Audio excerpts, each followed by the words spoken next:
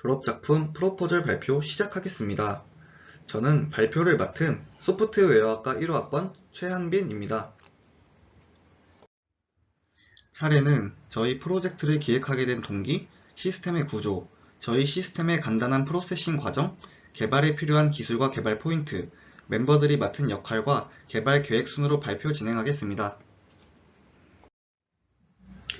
우리가 자주 사용하는 대중교통 중 하나인 열차에서는 해마다 크고 작은 사고가 발생하고 있습니다. 주로 스크린 도어나 안전막이 없는 선로에 실수로 떨어지거나 투신하는 경우가 많은데요. 코레일의 선로 자살 사고 현황에 따르면 2013년부터 2018년까지 기차역 승강장과 선로에서 자살을 시도한 사람이 265명으로 매달 약 3명꼴로 발생하였습니다. 선로 투신 자살 사고는 단순히 사망사고 외에 열차를 운행한 해당 기관사에게 외상 후 스트레스를 유발할 수 있는데요. 2016년에는 선로 투신 자살 사고 당시 열차를 운행한 해당 기관사가 정신과 치료 및 약물 치료에도 이겨내지 못하고 결국 스스로 목숨을 끊은 일이 생겨 많은 이들로 하여금 안타까움을 자아내었습니다. 이처럼 선로 투신 자살 사고는 더욱더 심각한 문제로 지적되고 있습니다. 이렇게 열차 플랫폼 추락 사고는 심각한 문제로 인식되어 현재 대부분의 플랫폼은 스크린 도어가 설치되어 있지만 KTX, 무궁화호 등이 정차하는 플랫폼은 각 열차들의 출입문 크기와 높이, 위치가 다양하고 일괄적인 출입문을 만든다 하더라도 정차 위치를 맞추기 힘든 상황입니다. 뿐만 아니라 스크린 도어를 설치하는 데 필요한 천문학적인 비용으로 인해 대구, 광주 등 일부 도시철도의 스크린 도어 설치율이 상당히 저조한 상황입니다. 국토부에서는 설치 예산을 지원하고 있지만 수십억 원의 비용이 드는 스크린 도어 설치는 미흡한 상황이며 사람들의 추락사고 또한 막지 못하고 있습니다. 스크린 도어의 대안으로 GIDS라고 불리는 선로 침입 방지 장치도 있는데요.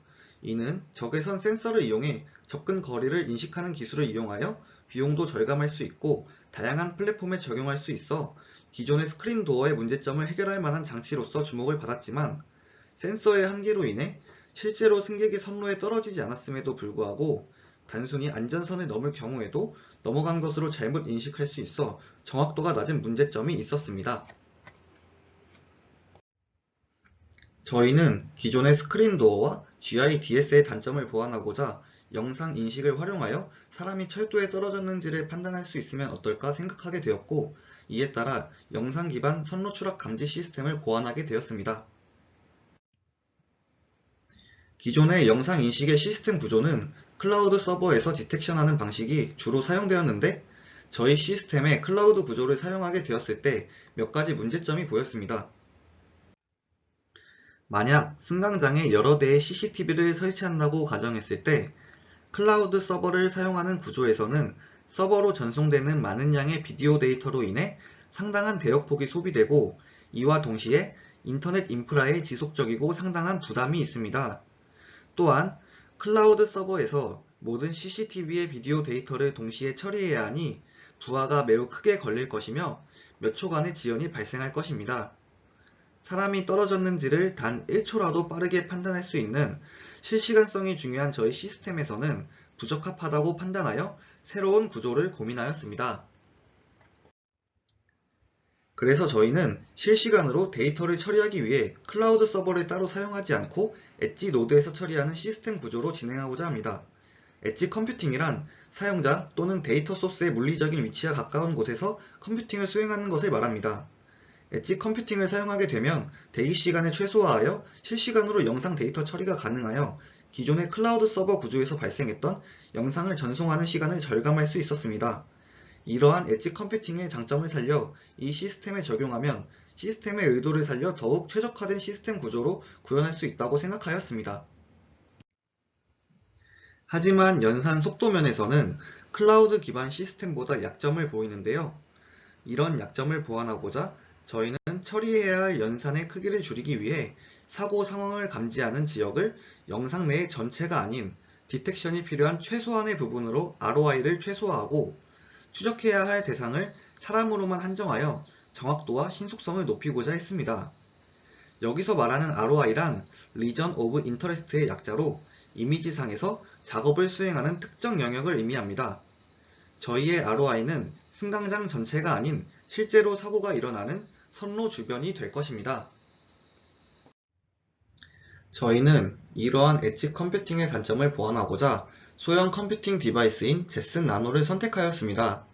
제슨 나노는 GPU를 탑재하여 욜로의 쿠다 모드를 사용할 수 있어 빠른 속도로 사람을 디텍션할 수 있고 욜로 구현과 선로 검출에 필요한 오픈CV의 권장 사양을 모두 만족합니다.